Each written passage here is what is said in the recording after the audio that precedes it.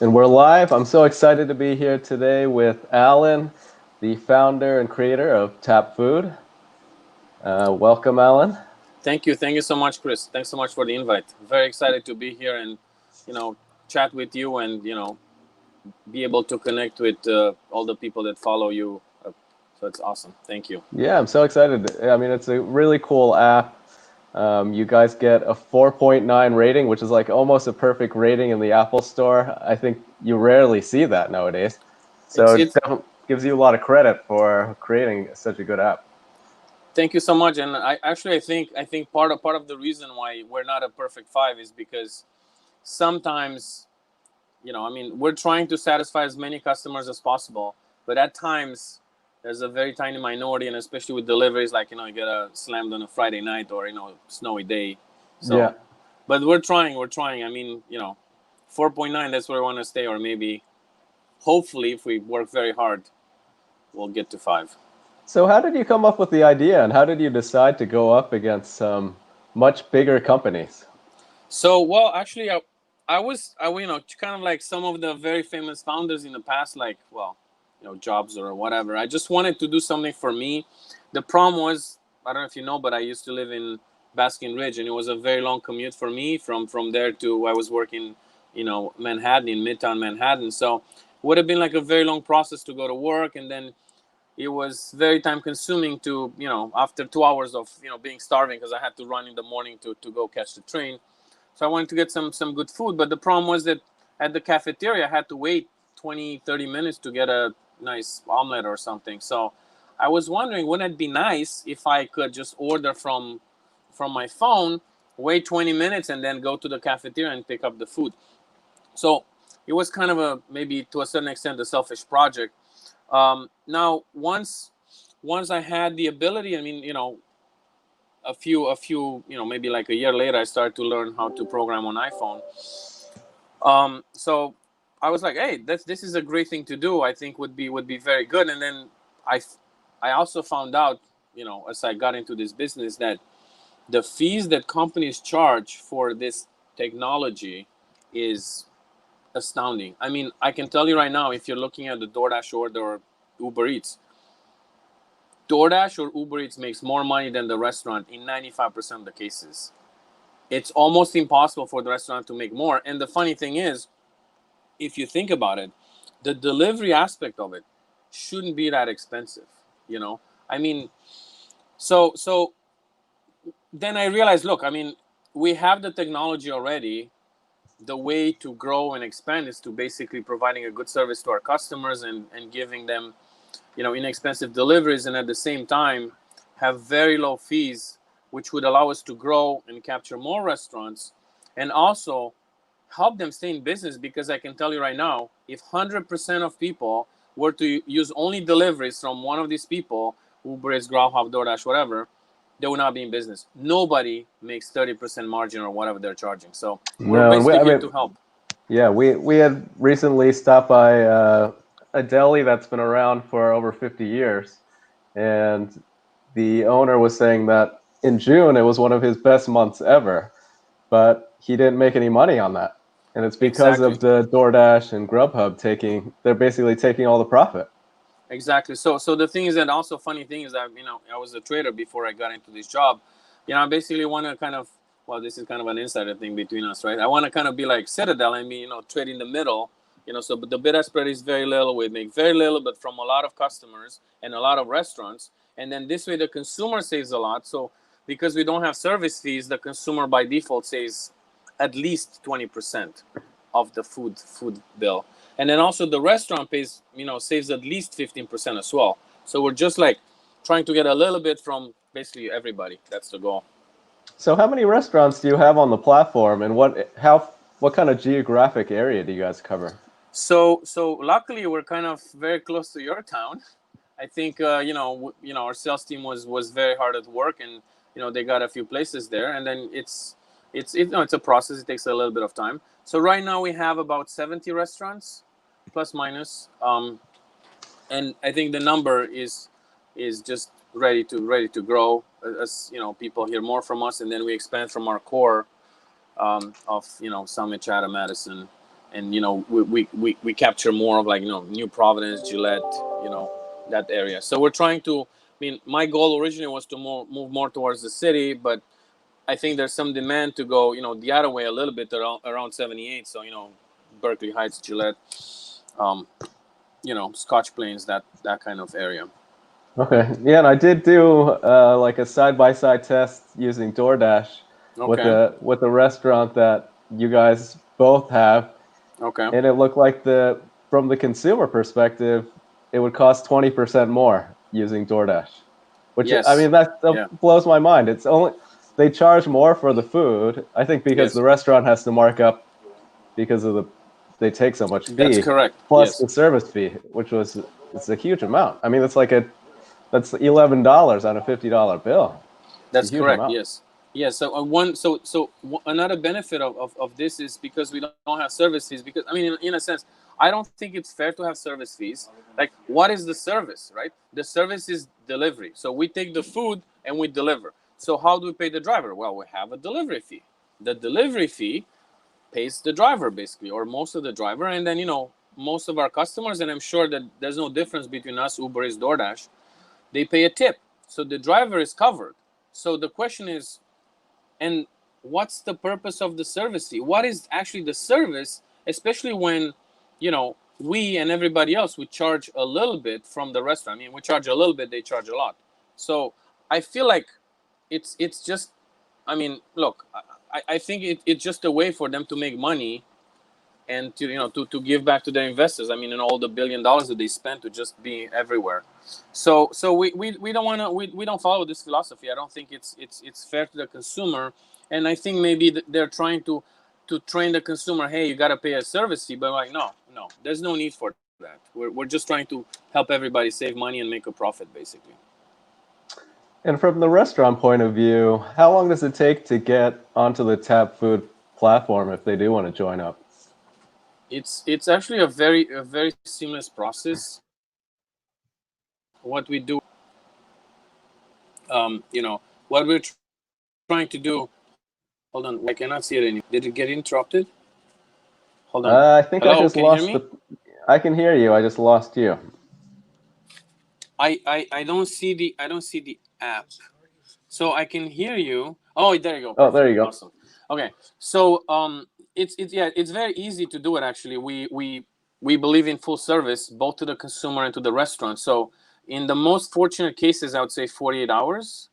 It might take a bit longer because it's if we were to do it right, we need some pictures. We need also to connect on their webpage so we can help them save money and not only increase sales, because that's not our goal. Our goal is to actually help them stay in business and make money. That's the goal.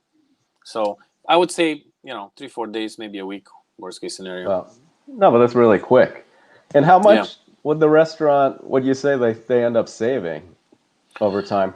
So again, I mean, looking at our experience so far, there's a large variation in the traffic that a restaurant gets. I mean, some popular restaurants can save a lot of money. Like I can tell you, our top restaurant, um, last last month alone, got. I mean, we give the tips for pickup orders, and it was like more than $1,000.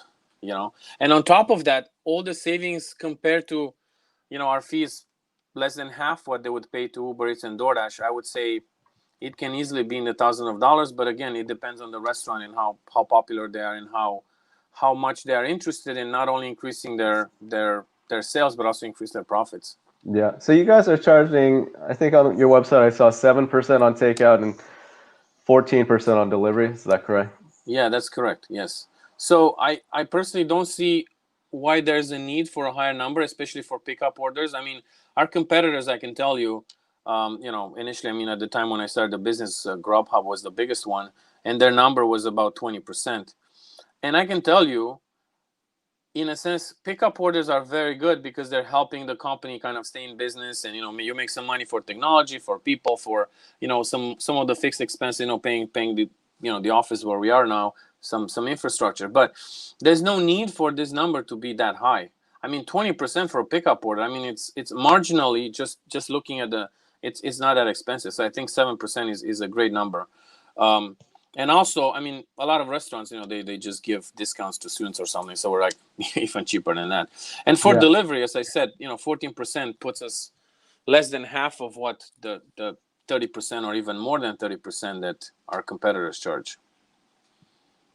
It seems like a lot of restaurants, they'll use multiple services. Is there any downside to just going with you guys too and seeing how it works out and trying to drive traffic to you guys?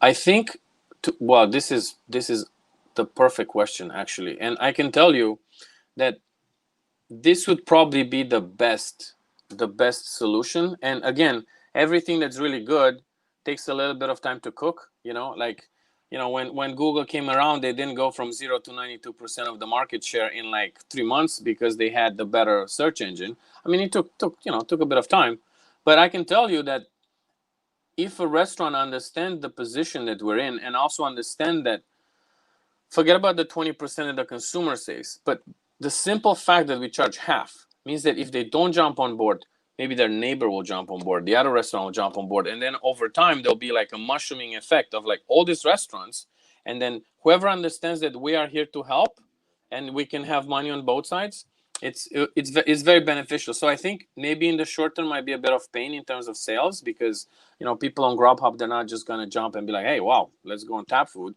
But I think once they figure out that they were less expensive for them, and then also very nice with their favorite restaurant, we can do very well following this strategy. I mean, I definitely encourage it.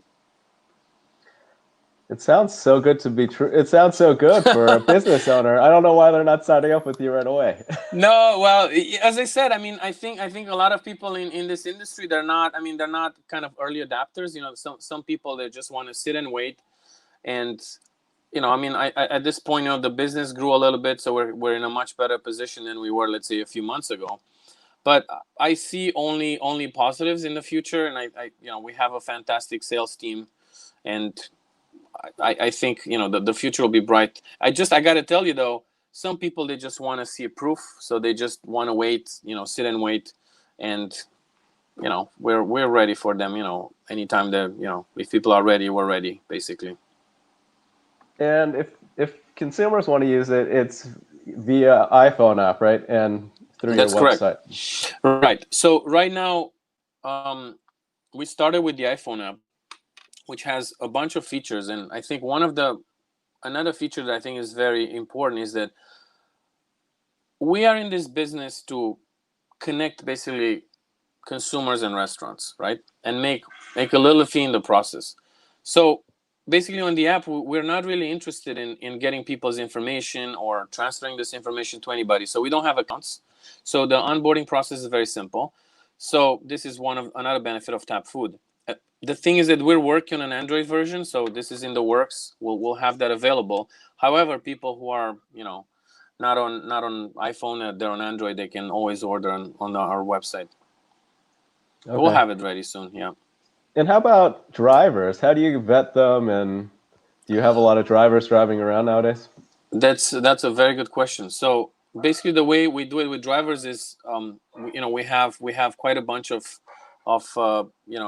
actually, to be honest with you, some of our customers, they have kids that are high school or in college. They're here over the summer, and then they said, hey, can we, my son wants to drive for you or whatever. They can reach out to us, and that's exactly what we did. So we have quite a number of drivers. I mean, obviously now because summer's kind of coming to an end, so we're in the process of hiring kind of the drivers for the fall. So we're definitely available if people are in this area, Berkeley Heights, Summit, Madison, Morristown. Just give us a shout, and then we'll talk about it. And is the pay better than if they were driving for one of the bigger services? I think, to be honest with you, I think per order, the pay is better. There's no doubt about it. The thing is that, I mean, I don't really follow exactly what the structure is, and also, I don't know if you're familiar with the scandals at DoorDash. They didn't really give their drivers the tips. They kind of, anyway, there's some lawsuits on that. So basically, from our perspective, we give a fixed amount plus the tip, and because our tips are pretty big, it's a very good number, basically. That's So great. I think per order is definitely better. And how do you guys give back to the local community? Well, so basically right now, I mean, it's you know, we're trying to, as I said, because we have local drivers, just by providing jobs, and not only jobs, but I think also because the business is growing, we're, you know, providing leadership and, you know, some very nice way for local, you know, young adults to, you know, have, you know, make some money, or, you know, have some experience in the labor force. I think this is something definitely very important. On the other hand, also because we're saving restaurants money, this is another way of having them, you know, they'll have more money, they can grow, they can, you know, hire more staff and all that stuff. So I think we're doing a lot from this perspective. We also deliver some orders to the hospital, from some of our restaurants that are affiliated with Flag, or, you know, we did some of this stuff. Awesome. Thanks so much, Alan, for sharing your story and the Tapfood story. I think it's an awesome app, and I love that you guys are helping the restaurants. I mean, at this point, it's just a struggle for, I think, everyone to stay afloat, and Definitely. they need to keep every dollar that they can. Exactly, and we're, you know, we're trying to help as much as we can with this. So thanks so much for sharing it. We'll definitely hook you up with all the restaurants that we've interviewed in the past, because I think everyone can use help, and it's great for the consumer and the restaurant. I mean, I don't think there's any downside in the story. It's great. Definitely. This is actually very helpful. I would really appreciate that, and I'm sure the consumers will be very happy to save some money with deliveries and also help the restaurants at the same time. Awesome. Thanks so much, Alan. Awesome. Thank you so much, Chris. Thanks for All right. Have inviting a me. good one. Thank All you. right. Take care.